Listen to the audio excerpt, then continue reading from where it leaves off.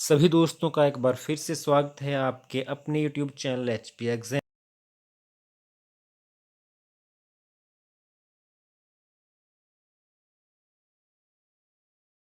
तैयारी को बूस्टअप कर रहे हैं। और इस सीरीज़ में हम कई पीछे हो चुके एग्ज़ाम्स की सॉल्व बुकलेट आपके लिए लेकर आते हैं। और इसी कड़ी में आज हम आपके लिए लेकर आए हैं भाषा अध्यापक यानी कि लैंग्वेज टीचर का एक बुकलेट जो सन 2018 में एग्ज़ाम हुआ था। उसका हम सॉल्व जनरल सेक्शन में इंक्लूड कर रहे हैं हम इसकी रीजनिंग, साथ में इंग्लिश और थोड़े से हिंदी हिंदी के क्वेश्चन हैं उनको।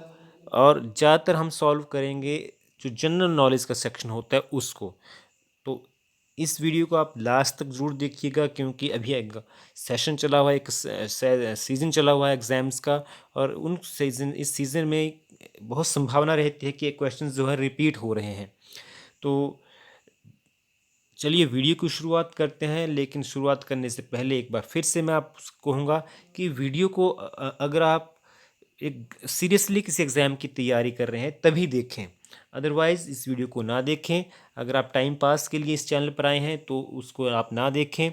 अगर आप सीरियस हैं, आप किसी एग्ज़ाम को क्रैक करने में के लिए, तभी इस वीडियो को आप देखें। और अगर आप देखें तो उसको लास्ट तक देखिएगा। और अगर आपको वीडियो अच्छी लगे तो उसको लाइक ज़रूर करिएगा। अगर वीडियो में आपको कोई कमी नज़र आ रही है तो आप कमेंट करके बता सकते हैं कि इसमें कहाँ पर क्या कमी है, कहाँ सुधार की गुंजाइश है। और अगर आपको वीडियो अच्छी लगे, लाइक आपने कर दिया है, तो चैनल को सब्सक्राइब भी ज़रूर कर लीजिएगा, क्योंकि हम ऐसी ही और वीडियोस इस चैनल पर लेकर आते ही रहते हैं। तो अगर अगली बार जब हम नई वीडियो आपके लिए लेकर आएंगे तो आपने अगर चैनल को सब्सक्राइब किया होगा तो आपको उसकी नोटिफिकेशन मिल जाएगी नोटिफिकेशन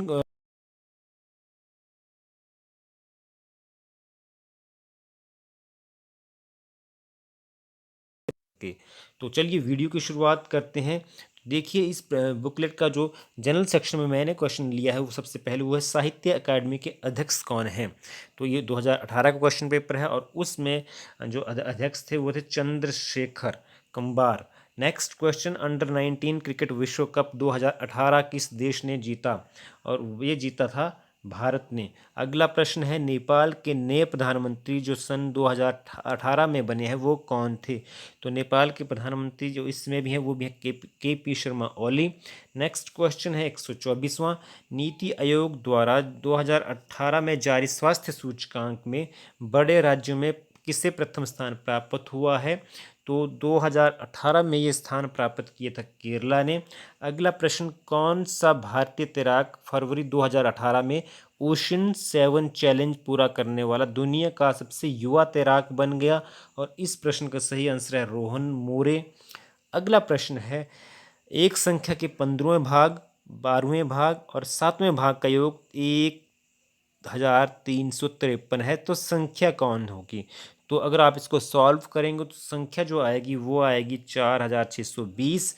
अगला प्रश्न है, एक वृत्त का क्षेत्रफल एक वर्ग के क्षेत्रफल के समान है, इनके परिमाप का अनुपात क्या होगा। तो इनके परिमाप का अनुपात होगा वर्गमूल पाई अनुपात 2।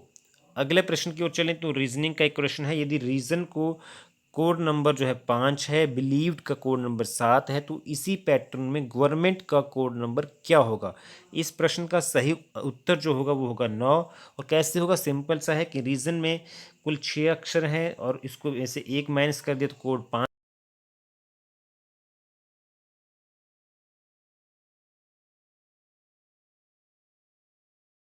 9। अगले प्रश्न की ओर चलते हैं, निम्नलिखित में से कौन सा एक क्षार नहीं है।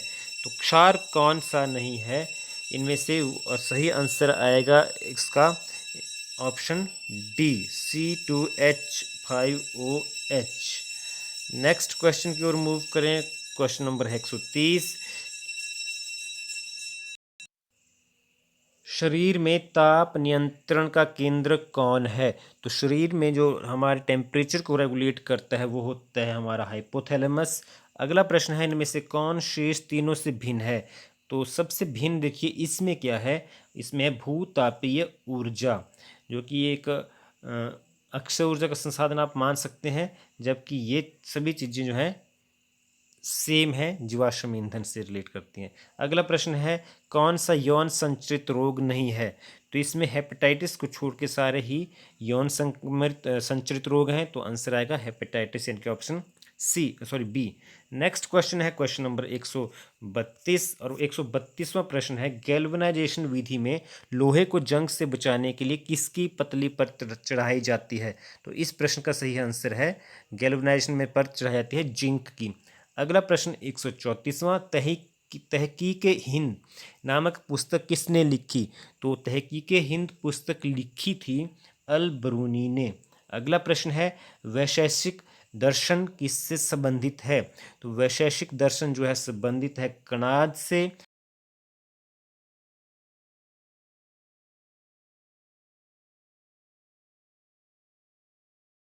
चंद्रगुप्त मौर्य को। अगला प्रश्न है 137वां और 137वां प्रश्न है चेर राज्य की राजधानी कहाँ पर है? तो चेर राज्य की राजधानी थी वांजी। अगला प्रश्न है त्राइन का प्रथम युद्ध कब हुआ? तो त्राइन का प्रथम युद्ध हुआ था सन 1191 में। अगला प्रश्न है किस दिल्ली सुल्तान ने सिजदा की प्रथा शुरू की थी? और इस प्रश्न का सही उत्तर है बलबन ने। अगला प्रश्न है किस मुगल शासक को जिंदा पीर कहा जाता है? तो इस प्रश्न का सही आंसर है औरंगजेब को जिंदा पीर कहा जाता है। अगला प्रश्न है किसके शासनकाल में सिंध का विलय यानी कि 1843 में ब्रिटिश क्षेत्र में किया गया? तो इस प्रश्न का सही आंसर है लॉर्ड एलनबरो। लॉर्ड एलनबरो के इसमें सिंध का विलय हुआ था ब्रिटिश क्षेत्र में। अगला प्रश्न है प्रश्न संख्या 142 और वो है प्रश्न है सन 1896 में न्यूयॉर्क में वेदांत सोसाइटी का गठन किसने किया था? और इस प्रश्न का सही उत्तर है स्वामी विवेकानंद ने किया था।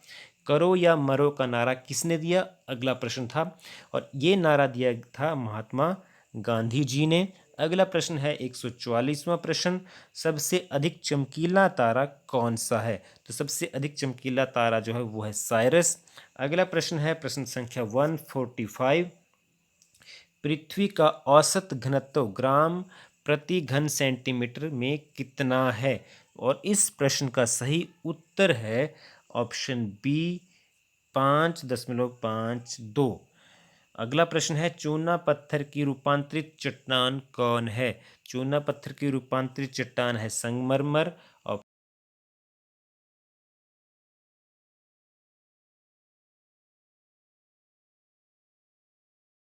पर्वत हैं फोल्डिंग माउंटेन्स है विंध्याचल नहीं है, तो आंसर आएगा इसका विंध्याचल। अगला प्रश्न है प्रश्न संख्या 148 पंपास घास के मैदान किस देश से संबंधित हैं? तो पंपास जो घास के मैदान है ये अर्जेंटीना में पाए जाते हैं। अगला प्रश्न है मेडागास्कर द्वीप किस महासागर में स्थित है? तो मेडागास्कर जो महाद्वीप है ये हिंद महासागर में स्थित है, तो आंसर आएगा ऑप्शन सी। अगला प्रश्न है झीलों का देश किसे कहते हैं? झीलों का देश कहा जाता है फिनलैंड को। अगला प्रश्न भारत का दक्षिणतम बिंदु कौन सा है? तो दक्षिणतम बिंदु भारत का है इंदिरा पॉइंट। अगला प्रश्न है सरसों का सर्वाधिक उत्पादन किस राज्य में होता है? सरसों का सर्वाधिक उत्पादन होता है राजस्थान में। अगला प्रश्न है इरुला जनजाति किस राज्य से संबंधित है? तो इरुला जनजाति जो संबंधित है वो है तमिलनाडु से। अगला प्रश्न सबसे बड़ा और सबसे व्यस्त बंदरगाह इनमें से कौन है? तो इस प्रश्न का आंसर है ऑप्शन डी मुंबई। अगला प्रश्न है प्रश्न संख्या 155 भीतरकनिका अभ्यारण्य कहाँ पर स्थित है यानी कि किस राज्य में स्थित है? तो इसका सही आंसर है उड़ीसा में। अगला प्रश्न भारतीय संविधान की छठी अनुसूची में किस राज्य के प्रशासन के बारे में प्रावधान नहीं किया गया है? तो इसका आंसर है मणिपुर में। अगला प्रश्न है भारत में पहली आपातकालीन स्थिति की घोषणा किस वर्ष हुई थी? इस प्रश्न का सही उत्तर है सन 1962 में जब भारत के ऊपर चाइना का हमला किया गया था। अगला प्रश्न है प्रश्न संख्या 158 और 158 158 क्वेश्चन है राज्यसभा के सदस्य कितनी अवधि के लिए निर्वाचित किए जाते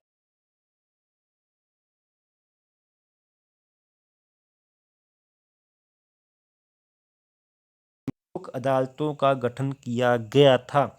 और सबसे पहले लोक अदालतों का गठन किया गया था महाराष्ट्र में। अगला प्रश्न है, संविधान के किस अनुच्छेद के अंतर्गत वित्त आयोग का गठन किया जाता है? तो संविधान के अनुच्छेद 280 के अंतर्गत वित्त आयोग का गठन होता है। अगला प्रश्न है, नीति आयोग का गठन किस वर्ष किया गया? नीति आयोग का गठन किया गया सन 2015 में। अगला प्रश्न है, भारत में बीमा क्षेत्र की शुरुआत कब हुई थी? भारत में बीमा क्षेत्र की शुरुआत हुई थी सन 1918 में। अगला प्रश्न है, स्टैंड अप इंडिया अभियान योजना कब शुरू की गई? तो स्टैंड अप अभियान योजना शुरू की गई 2016 में। अगला प्रश्न अभी हिमाचल से रिलेट करता है, प्रदेश में प्रसिद्ध राधे श्याम मंदिर कहाँ स्थित है? तो ये मंदिर स्थित है बिलासपुर में।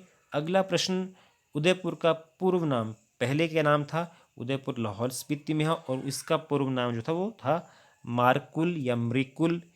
अगला प्रश्न है 166वां, हिमाचल प्रदेश में सबसे कम जनसंख्या घनत्व वाला जिला कौन सा है? और ये आंसर आएगा लाहौल स्पीति। अगला प्रश्न है, प्रदेश की स्पीतियन जनजाति को अन्य किस नाम से जाना जाता है? और इस प्रश्न का सही आंसर है भोट जनजाति। अगला प्रश्न आता है आपके सामने, हिमाचल प्रदेश में हॉकी स्टेडियम का निर्माण कहाँ हुआ है? तो ये है सिलारू में। अगला प्रश्न है एक इंग्लिश सेक्शन में, antonym of word in discretion is, इसका सही आंसर है ऑप्शन ए सर्कमस्पेक्शन। अगला प्रश्न है 170वां प्रश्न, लास्ट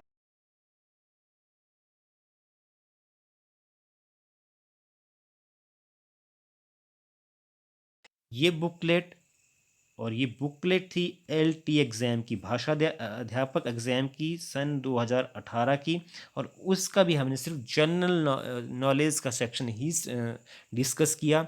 लेकिन डिस्कस हमने इसलिए किया क्योंकि ये एग्ज़ाम जो है, ये प्रश्न जो है सिर्फ एलटी एग्ज़ाम के लिए ही नहीं, हिमाचल प्रदेश की या इवन की भारत की हर एक प्रतियोगिता परीक्षा में आने की संभावना रहती है।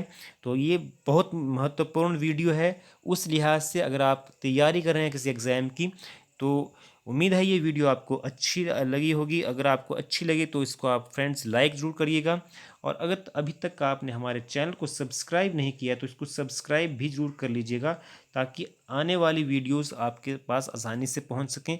और आसानी से अगर पहुंचना चाहते हैं आप वीडियो को अपने पास, तो आप बेल बटन को भी प्रेस कर लीजिएगा। तो ऐसे इससे क्या होगा, जब भी हम नई वीडियो इस चैनल पर अपलोड करेंगे तो आपको उसकी नोटिफिकेशन भी आसानी से मिल जाएगी। तो फ्रेंड्स, मिलते हैं फिर कभी दोबारा किसी और वीडियो के साथ। तब तक आप पढ़ते रहें।